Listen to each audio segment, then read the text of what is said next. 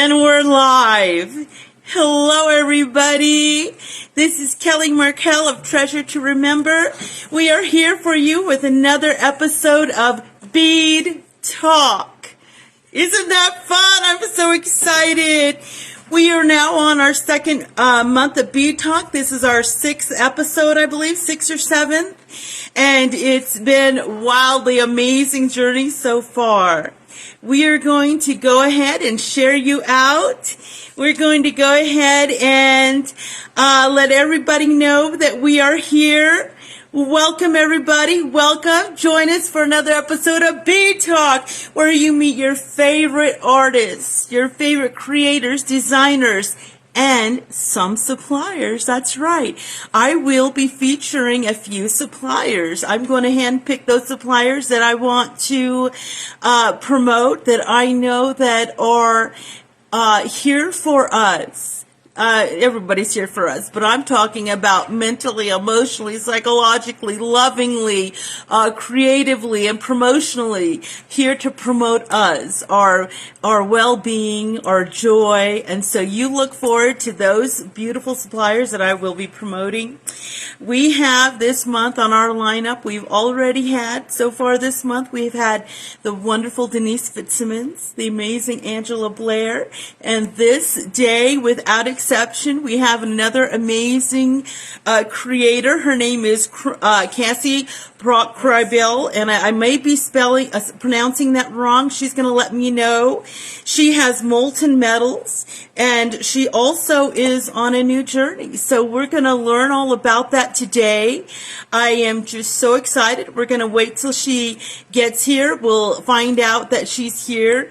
Honey, let's see if I can tag her, and if I can't, maybe you can. Well, I don't see you. You're not on Treasure to Remember. Yes, I am. Jesse, can you help him? I just tagged her just to let her know we are here and we are live and we are ready to go. Martin's checking all the technical details. He can't see me live.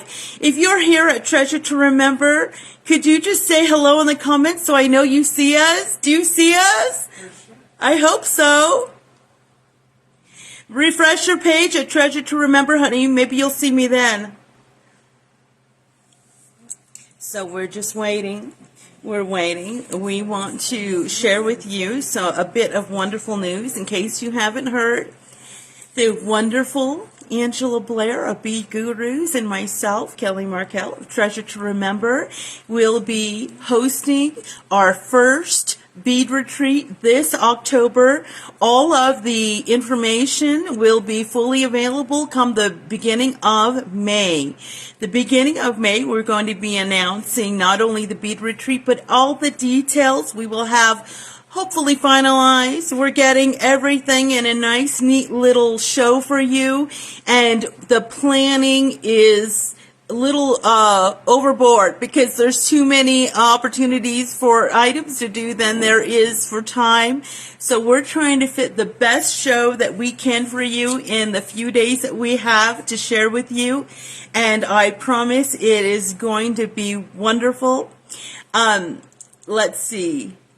We're just waiting for Cassie to come on.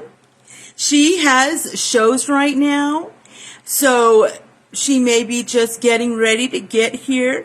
I talked to her last night and today, and she is excited and ready to go. So as before, we are learning how to do this as we go.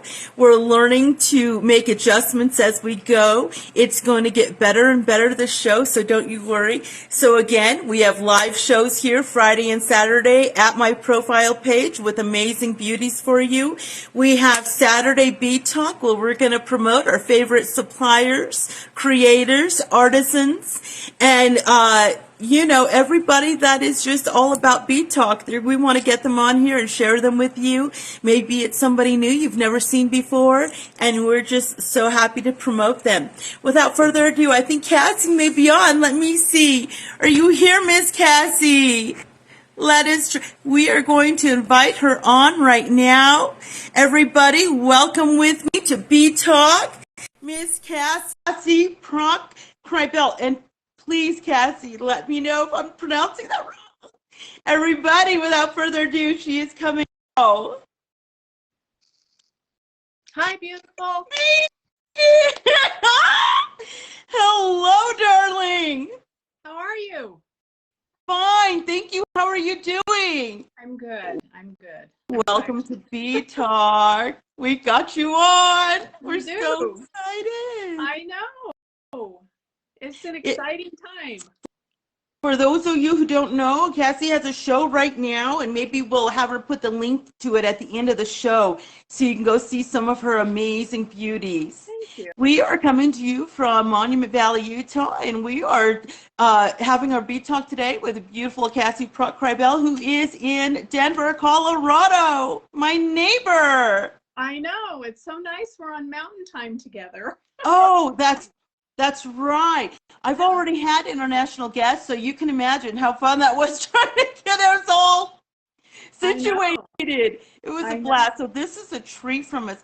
Cassie, for our viewers out there who don't or not are familiar and we're just introducing you for the first time today, please give us just a little bit about yourself. Give them your name and your businesses. Share with us. My name is Cassie Krehbiel. Right now, I've been doing soldered components for about, I guess, 5 years. And I just added raku, which has been a lot of fun. Oh, that's exciting. Have you been wanting to do raku for a while? Me, yes. I've been wanting to do it for several years. And I had a fabulous teacher in Tucson the last 2 times that I went to the show. I took her workshop, and now I'm kind of just implementing all that. Oh, wonderful. Yeah, I love when dreams that are dreamed finally come together. I know. Oh, It's really how fun. satisfying that must be. I know. And it's kind of more my hobby because the soldering's been my business. And so it's kind of nice to have something that's I don't have to do. Right. Just a creative release. Yes. Oh, that's exactly. beautiful. Well, for our viewers and for me, because I want everybody to know when I do BEAD Talk, I do try to make it as spontaneous as possible. So while I may know a little bit about our guest, I may not delve deeply into any information so that I'm getting it first with you. So if you would for us, we are just so grateful to have you on today. We please tell us the names of your businesses first, and then we'll go on and I'll ask some questions. Okay. Well, I have 2 groups. One of them is called the Bead Hive, and I actually started out selling bead strands.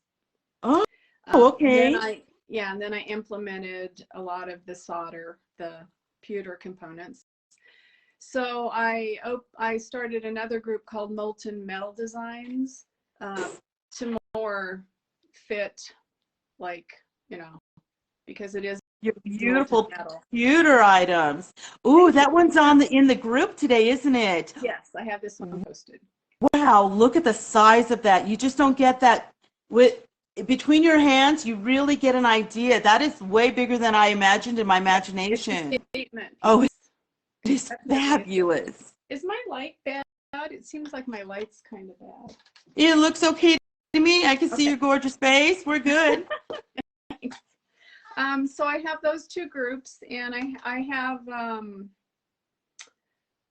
I don't even know how many I have in the Bead Hive, maybe around 12 or 1300. And then in my new group, and then in my new group I have about, I think it's around 170. Wow. Nice following. That's kind of my customer base for the solder. Although I have added the raku, so. And I got into this, it was real interesting. I was selling beads at one of the bead shows. I don't know if you know Ava Motherwell. Yes. Yeah, she has that group. And so my girlfriend and I were selling silver beads at one of her shows in Denver. And I met this woman, and she happened to be from Vail, and she made jewelry, and she didn't have her commercial license, and so I took her into the wholesale part, and she and I walked around and got to know each other. And then lo and behold, the next show she comes, we made friends and started keeping in touch. Oh, nice. She comes and I should have brought one. She had the most beautiful soldered antler tip. Oh, and yes. I fell in love. I just fell in love. And I thought, I am going to have to learn how to do that. Well, Exactly. after months of trying to figure it out, because there was nothing online, there is now, but there was nothing online. I didn't even know you were supposed to put copper tape around it so the solder would stick. I mean, I was just like so dumb about this whole thing. So you were self-taught. I was. I finally found a video where you could make the little memory boxes Right. with the glass, and then I realized, you know, how the basic of it worked. And I still got very discouraged. I found out I needed a better soldering iron, so I invested in that, and it just grew from there. It's funny how the quality of a tool makes all the difference, right? So much difference. So much difference. So I'm in a group on Facebook. It's called the Tiffany Soldering Group or something. And that's interesting for any of you out there who may want to solder. Yeah, that wants to solder. Everybody is really helpful. If you are just starting out, they'll give you advice on what you need to buy to get started and all that kind of thing. So I always advise everyone to buy a good soldering iron with a rheostat. Yeah. Because Yeah. Just so invest. You're gonna how do would this. you go about finding, okay, so for me, for instance, I got like a $15 solder gun just to get just to get a couple beads on something. It isn't serious soldering. I just needed a few beads on something. And so for jewelry making, you're coming up, and it didn't even occur to me the quality. But as you're saying this, I'm like, duh. So any of you out there who are brand newbies, what I love about the bead community is, just like Cassie, is freely giving her hard-won wisdom. Yeah, And that is so supportive. Yeah. And I had, well, there's some people that aren't super supportive, but most of them are. And I had some really wonderful people, several of them on Facebook that I would message and ask them a question, and they would tell me how to do it. And yeah, just kind of like paying it forward, right? Yeah, exactly. And so I don't even know how many people I've taught or how many people I've given advice to. And I haven't been doing it as long as most, people on Facebook that sell it have been.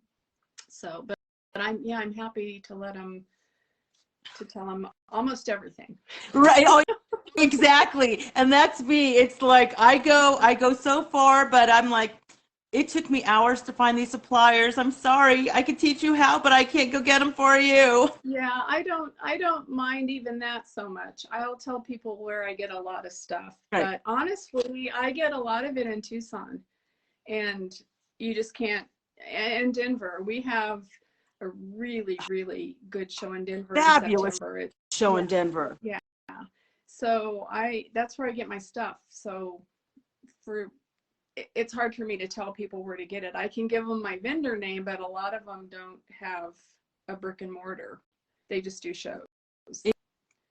And I love supporting those suppliers. I will, the ones that are just being dedicated to every show and helping people in person. Right. And I'm with you. I love the shows for that reason. And the past 2 Denver shows we went to, or maybe we went to one, I can't remember. I was so impressed. And I have to tell you, as much as I love Tucson is an experience if you need at least a week. But Denver, I can go up there for the weekend and I am immersed. And I have a little taste of everything. It is so wonderful. Almost probably, I'll bet 95% of my vendors that I go to in Tucson come to Denver in September. Wow, that is a lot. I didn't even imagine that many would go, but I guess they're doing the circuit in Denver. It's a pretty big show. Yeah, it is. Huge. Well, that helps us get to the beginning of how you began. You got interested in, you first started with beads and you were helping a fellow creator seller. Then you got interested into your soldering, which I have I have little collections all over my place when I get my items because I'm so inspired by them. I hang them all over my wall. And so I'm constantly fed with this beautiful inspiration. Love it. So that brings us up to, that was your past, that brings us up to present, which you sort of shared with us a little bit about your raku journey. So what was the spark that got you interested and how did that come about? And I'm just really invested in hearing about this because I love seeing your creations. When you were posting, though, you're like, oh, these are the first ones and they're kind of like interesting. I was like, are you kidding? Those are fabulous. Well, it wasn't a long journey to get to where I'm at right now, but there's always room for improvement. And I end up refiring a lot because I didn't know how to apply the glaze. And then I would technicalities that get you there. Okay. And then the person that I learned from, she's been doing this for so long and she doesn't even use a barometer. She just knows when the temperature is correct from looking at inside the kiln. Yeah, it's amazing. That is amazing. Wow. Yeah, and so when I came home to do this, and I don't have my kiln built yet, I called one of the city programs, and they gave my name to a woman who called me, and she has a raku kiln, and we've gotten to know each other. And I go over there and fire my things right now until I get mine done. And we didn't know what temperature to fire them at. So the first batch, several batches, we fired too low, and the glaze has to melt. And so the glaze didn't melt, and some of it bubbled up, and it just kind of looked funny. And so we put them back in and fired them to a higher temperature, what she fires hers to, because she fires larger pieces. So she thought we should fire mine at a lower temperature. Turned out way better.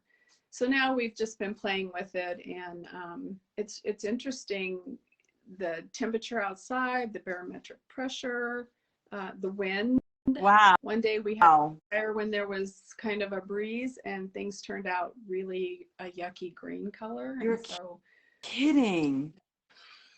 I guess if it cools off too fast, it turns green. It changes it. So for those of you who aren't aware, really quick, and we won't go into a long explanation, but isn't raku the glaze with metal? Now I'll just leave that to you because I don't know the technicality of that. Yeah, there's metal in the glaze. There's mostly copper in the glaze, and then some of it has cobalt. There's a lot of ingredients. You can find recipes online. Oh, nice. You can kind of read through what it is. It's all Greek to me. My friend mixes the glazes, and I just use what she mixes. So then here's the other interesting thing. I buy pieces from another artist. You probably recognize who it is. Lovely. And when I solder with her pieces, they look just like when she fired them. When I solder with my pieces, let's see if I have one here still. Here's one. This was a really vibrant blue, and the heat turns it green. So we're kind of in the process of trying to figure out why my pieces lose color and hers don't. That's interesting. So that's why I haven't really soldered too many of my own pieces, except some of the spikes, which you only do the top so the whole piece doesn't heat up so much. No, those are gorgeous. So it when you put I see. So the raku piece turned colors when you soldered it? Yeah, for example, if I tried to solder this piece, it would turn green. So all the red and all the gold and the blue would all just go away. So even after the glaze, it's gone through that hard firing, it's still getting the chemical reaction. Yeah. Interesting. interesting. So I'm okay. I just buy my pieces that I want to solder, and I don't worry too much about it. I'll just buy them from her. But with all of your experiments and play, you're going to get there and figure out what that key is. Maybe we've got some ideas. We just haven't had a chance to put them into play yet. So if only we had another 24 hours in our day, right? I know. And then the other thing I love to do is add charms. Oh, yes. I love that. Yeah. Those are fun. And it's not hard. I mean, people I think it's hard, and it's not. To add those extra pieces of metal in there. Because the solder sticks to almost everything. It doesn't stick very good to aluminum unless you tape it. Yeah. Okay. That's interesting. I do have some metal tape and copper tape, and I think it was about 2 years ago I had gotten the supplies because I wanted to try it with a few of I have so many of the enhanced labradorite pieces that I think would just do so much better as pendants, and I never did get there. Time didn't allow, in my poor little flighty mind. That's why I'm so drawn to you and so drawn to your pieces, and they're just so inspirational. They're so beautiful. Only thing I think of is like, oh, I want to create this. I want to create that. So I just wanted to share that with you, that's what your pieces are doing for me. And no doubt, not just me. Sweet. Well, if you ever get here in September again, we can have a class. Bring some of your stuff and I'll show you how to do it.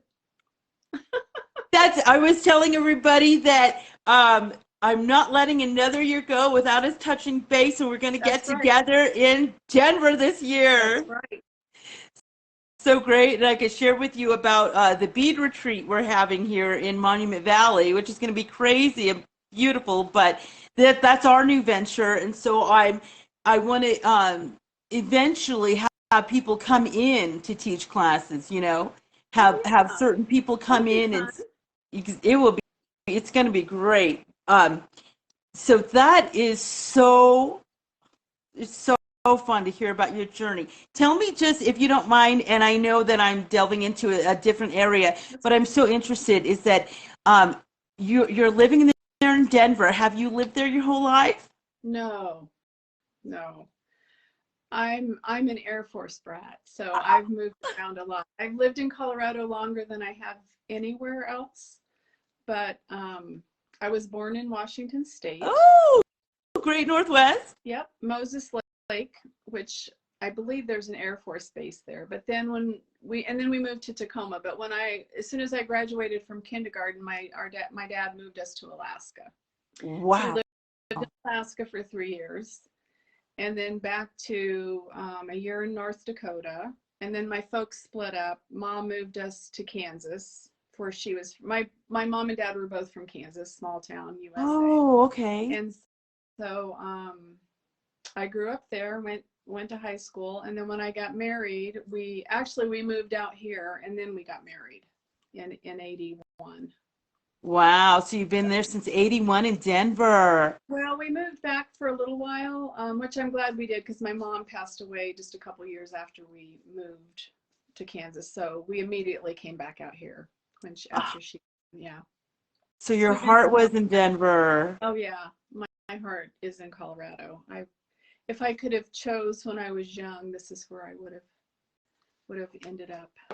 I feel that. I love that. For instance, I'm from a coastal city any coastal city, and coming out here to the this is more the Southwest. Coming out here, just having this great open air, just the stars alone, it puts you in this certain mode that you just don't get in the city.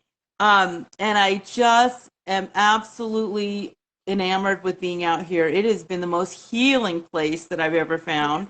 And I, like you, was a military brat, so we were all over the place. We were in the Marine Corps, though, but we spent most of our time on the East Coast. Yeah. And but we did live in Washington, and we lived in Puyallup for 3 years. We took our kids up there, and it was the most fabulous time, for them raising them. But it is definitely a special place out here in the Southwest. And I do this whole strip right here, all the way up and down from Mexico to Canada. It's just a totally different world. Yeah. So that is, I can totally see an artist's heart being drawn to this place. Oh, Did you want to be an artist when you were younger? Did you ever think about that? It's interesting. I've always been into crafty things or beads, or when you're a kid you have the pop beads. Yes. Then in high school I used to work pottery on the wheel, and I was actually pretty good at it, and I didn't continue with that. I've always loved ceramics. So after I got married, we used to custom harvest. So we'd go cut other people's wheat, and we would start down in Oklahoma, close to the Texas border. Right. There was a woman there who lived way out in the country, but she had a ceramic shop. So me and the kids would go and we'd do ceramics with her. But it was, I don't even know what you call them, where you pour it into a mold. So she had all these little pieces that the kids and I could pick from or whatever. And that's probably where my raku interest came from. But this other, I don't know what happened with me with the solder. I like how you can make it.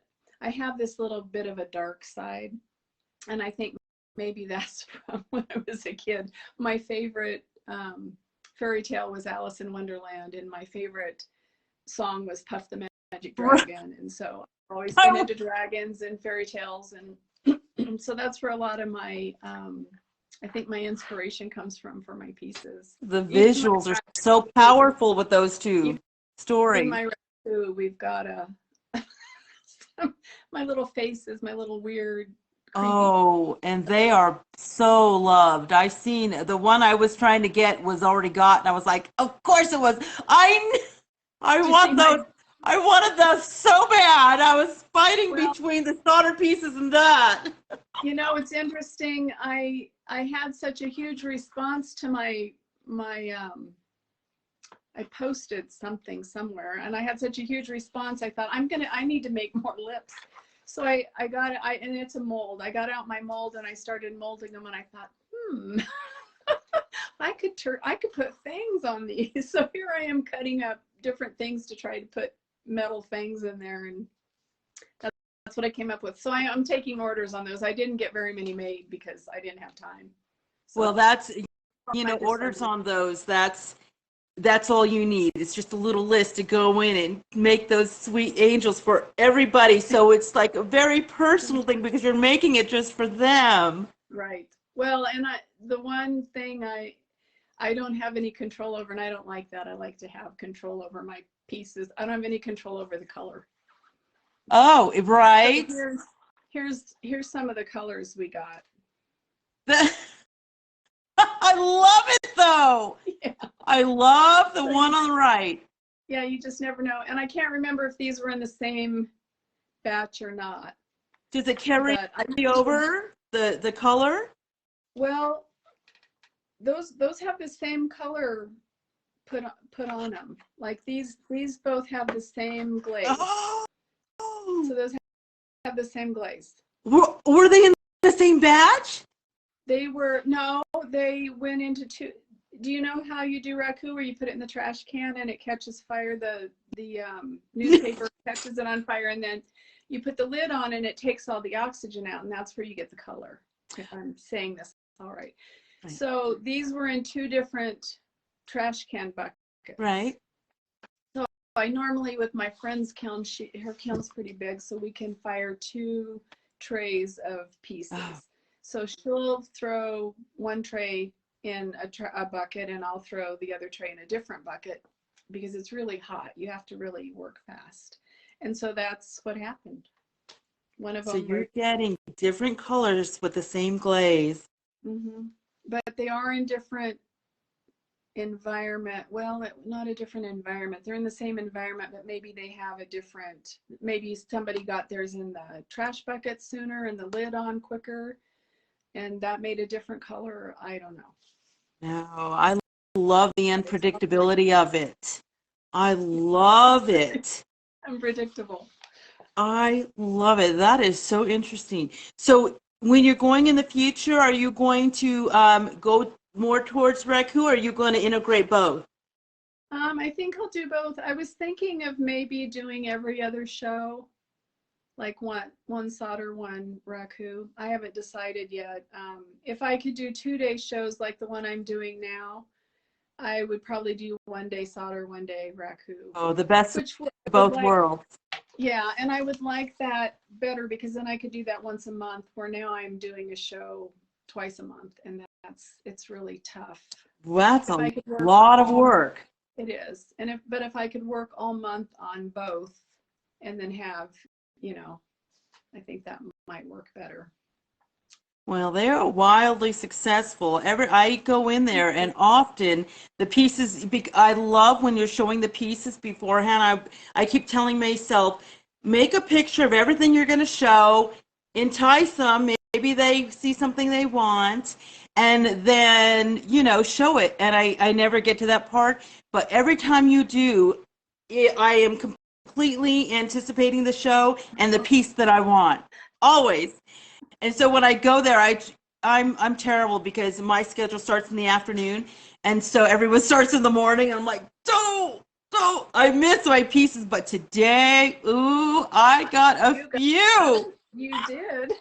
I was so excited. Now, right now, my light's really funny because I have my big window right here is playing with us. So I'm just going to adjust me and get me out of that, where I'm just a big fuzzball. So back to what I was saying. I got all distracted because I couldn't see. I want to make sure that It was getting a little cloudy. I know. It is kind of crazy. So anyway, I was really excited that I got those pieces today. They were exactly what I was wanting. That I couldn't believe that. I was like, she's still listing, yay! Because sometimes people list all in one day, and then you get your choice. But when I saw you still listing, I was like, refresh. I'm serious. That's what I do when I'm looking for a piece from someone. So everybody can relate with that. So in the future, you're going to just try to present a little bit of both, and you're keeping both groups separate and sharing your items in the groups. Do you have a website? I don't have a website yet. I would love to have a website. I've been working with my daughter to try to get her to do it, because I could probably do it. I just don't have time. I don't want to take the time. And she has told me in the past she would do it, but she's got 2 kids, and one's in school and one's in preschool. And so she's just super busy. But, right now it's not too bad. I'm thinking, I don't think I'll use Etsy, but I might go with some other platform just to get my pieces on that aren't. Well, leftover. It's so busy here, though. Everybody's here. I found that my website, when I put it up, I didn't even need it. And I'm wondering, at least for a while, if I'm going to need. I bought the domain so I could have the domain, so nobody could take my business. But I'm just paying, whatever it is, it's something nominal, like $6 a year, $10 a year. Yeah, it's not much. And so I'm keeping the domain in case we ever do anything with it. But I'm so busy on Facebook, I can't imagine doing a website and Facebook and the other little venues that I'm doing. Well, and I've been meaning to just have a show in my own group, and I haven't even had time to do that. Oh. But it's okay. I like the groups that I show in right now, and so, but I do still have bead strands to sell. I haven't quite gotten out of that yet, so I'll probably be having a bead show in my Bead Hive group. The access you have right there to the Denver Bead Show, I don't know if I could ever get my little fingers out of the delicious beads. Well, I have a lot, I should show, I have a lot of beads that are my own personal beads, because when I first started, I was just making jewelry, and my friend and I were going to shows and selling like physical shows. Right. And then when COVID hit, it just came to a screeching halt. Everybody. And that's when I started selling my components, my soldered components on Facebook, and got invited into several groups to sell. And so I started doing that, and it just kind of snowballed. And I don't know if it was because of COVID or if it would have happened anyway. So this is all since COVID that you've been doing the soldering? No, it just Took off. I was doing a little bit before that. I've been soldering, and I was selling my stuff at shows, physical Okay, shows. okay. So I have a friend that sells beads at the bead show, like the Denver show, and I would go and help her, and she'd give me space on her table. Nice. But then, and I also, I owned clothing consignment stores for 12 years. Wow. Consignments. And I closed my last store. They shut us down March 16th for COVID, and my was up April 30th, and I had my store sold. Wow. We closed with this last one, and this woman wanted to buy it, and then COVID hit, and she backed out, which I don't blame her. But I couldn't do it anymore. I told my husband, I said, I'm done. So we closed the store, put everything in storage, and we've been selling it. We've sold like all the racks, and slowly getting that inventory out. Yeah. So have you noticed your quality of life going up since you're not so busy with the stores? Yeah. Yes, and I get to stay home. I'm more flexible. I can have my grandkids. Oh yeah. A lot more, and yeah, it's been wonderful. Oh. And I didn't realize I could make a living doing this, but I have. It's been amazing. Isn't it wonderful? Yeah, and people keep saying, you better be careful because it'll feel like a job. Well, it hasn't yet. People keep telling me that, you know. I've been here since 2011, and so every year I'm like, is this the year? It's not. It's not. Well, I have one. I'm going to retire a year from May, officially. But I don't think I can. I don't think I'll be able to stop. And I have to sell it online, because what am I going to do with all these pieces? You need to put them somewhere so you can make more. Yeah. You know? Oh, I am so happy to hear that. That is exactly the kind of story that I really am so grateful to put out there, and just to share with people that if you are truly pursuing your passion, no matter the journey or how hard it is to get there, it is not a job. It is waking up, and isn't it integrated into part of you and your heart, and so you're pouring it out, and it just, even people loving your pieces just gives back that little spark of light that allows you to keep going. Oh, Cassie, that's wonderful. It's amazing. And the people, oh my gosh, the women and a few men that I've worked with, you know, my customers, and I've gotten to know. My husband calls them my virtual friends. You guys are my virtual friends. And it's true. And we talk on Messenger all the time. I mean, I don't even necessarily talk to them during a show. We might be talking some other time of the week or whatever. You know, it's just been wonderful, especially during COVID, where everybody was cooped up anyway. So. Isn't that where we develop? Oh, I'm with you. I would say 98% of my online relationships are all the bead field. Yeah, and then to go to Tucson and meet these ladies. I mean, this last year it was wonderful. Or you know, was it last year? No, it was this year. It was just in January. Yeah. I was fortunate enough to meet some old, longtime sellers of vintage. And that was before I was really even into it. But man, they took me in like I was their own, giving me industry information just from the bottom of their heart, pouring out and sharing with me. I was like, I'm home.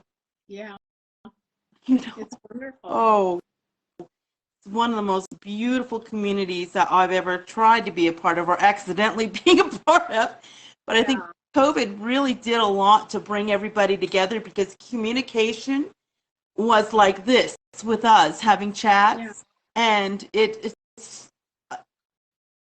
was so much more beautiful for me than just touching base once a year at a bead, right, you right. know, and that's it's anyway, I'm just so grateful. And that's how I met you I too. know, You I invited know. me out of the gate into your home, and I want you to know I did spend some time crying about that because I was so honored and so touched, Oh, and just the kindness, you know. I just thank you so much for being a part of that for me. oh, well, likewise, you're the same way. It's just I feel like I'm just drawn to other kind people. It's so nice. It's And there's such a so such a many in the bee blessing. community. Yeah, yeah. So good. And what I love is that, for instance, we can get here together and I can bring people on here and we can chat and immediately relate, come together, and we're understanding each other through this beautiful medium of creating Right. these perfect little sculptures, imperfectly perfect, that, oh, I can't wait to get my goodies I got from you today.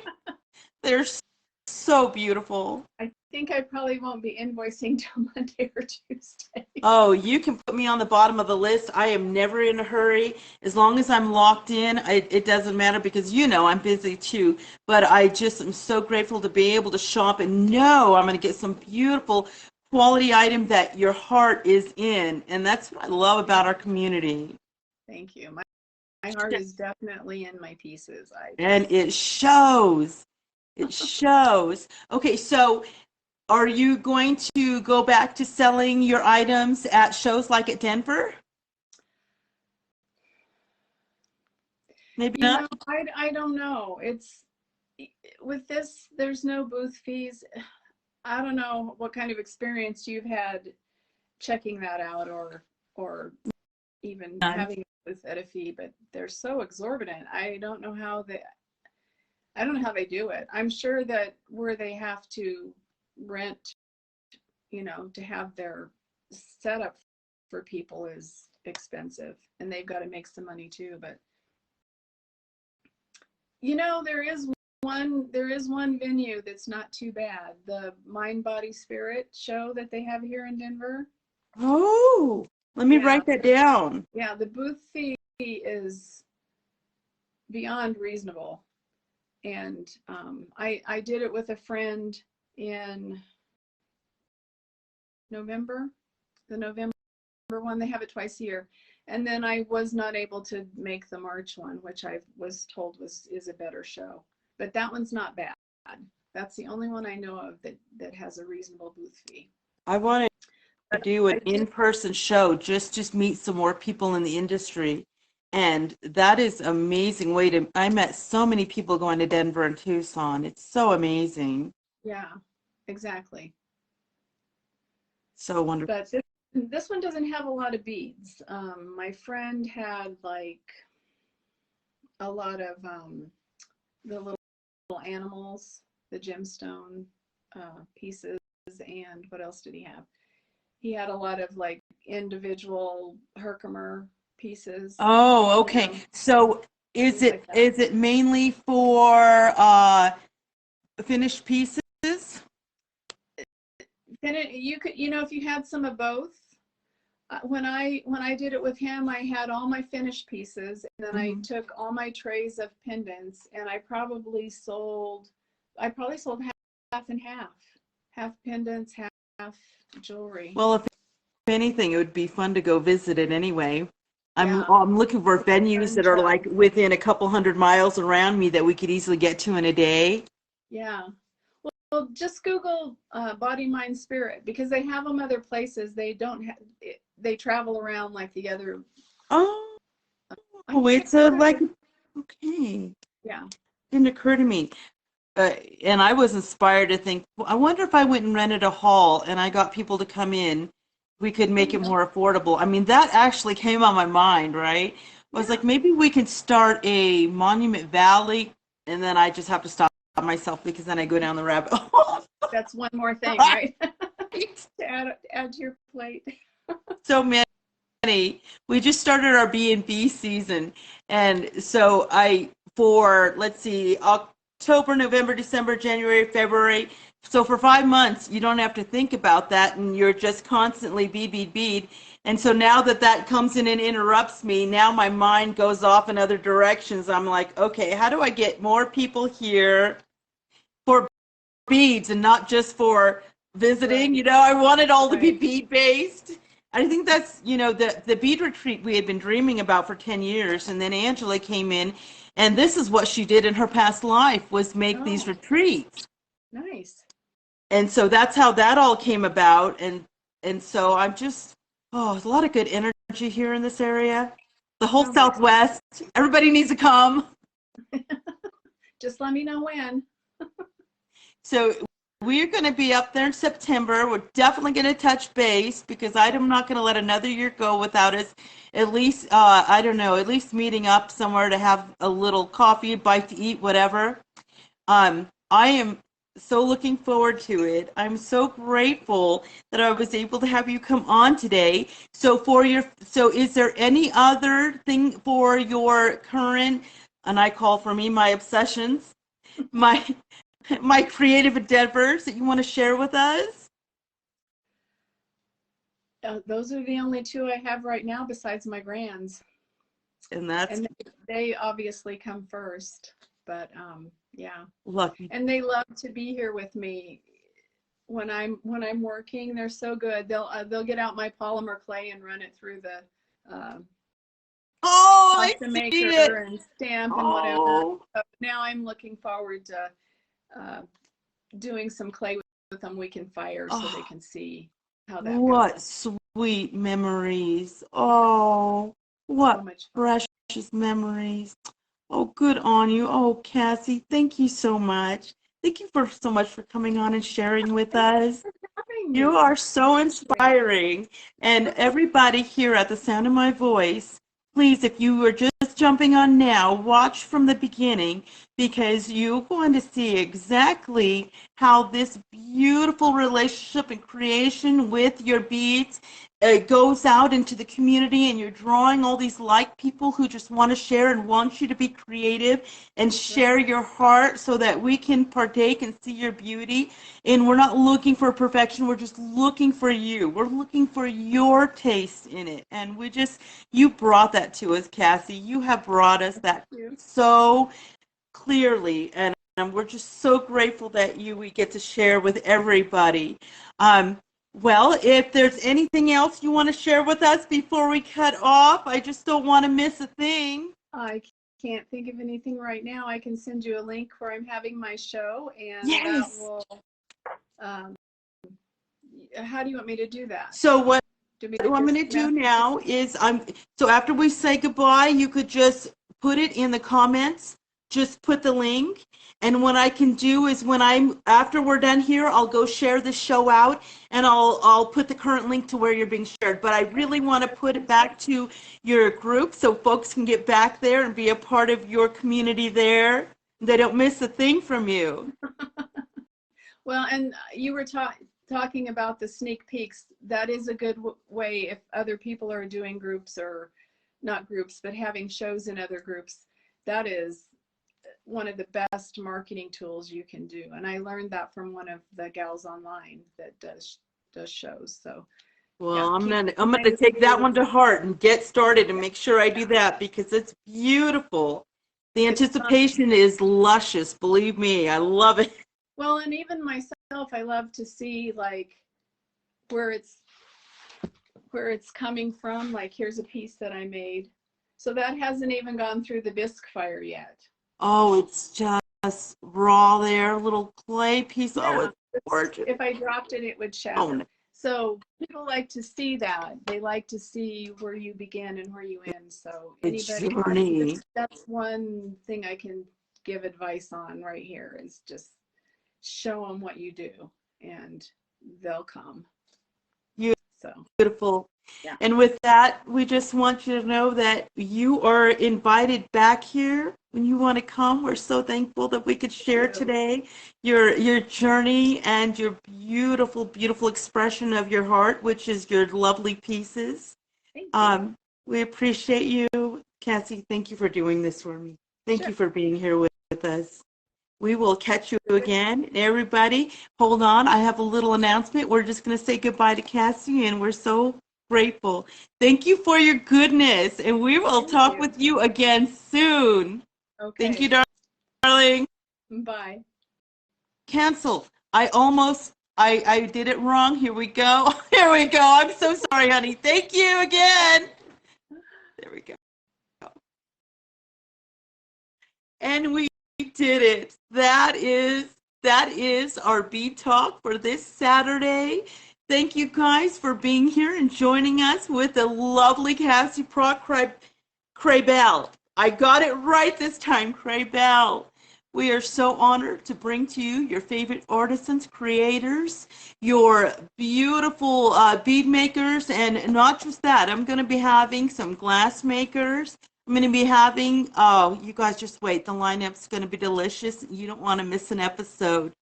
Don't miss tomorrow. I have a live show at my profile page on Facebook. I have some delicious new beads, some wonderful new items you're not going to want to miss. Little shout out to Treasure to Remember, and more information coming on the bead retreat. That's right, Inspiration Bead Retreats here in Monument Valley, Utah at Fire Tree Inn with Treasure to Remember and the Bead Gurus. Don't miss it. We're going to be here again next week. I have the wonderful Leslie Scott. Oh, it's going to be a wonderful month. Mwah! Thank you guys for being here. We'll see you again on the next episode of BEAD Talk. Thank you guys. Have a wonderful evening.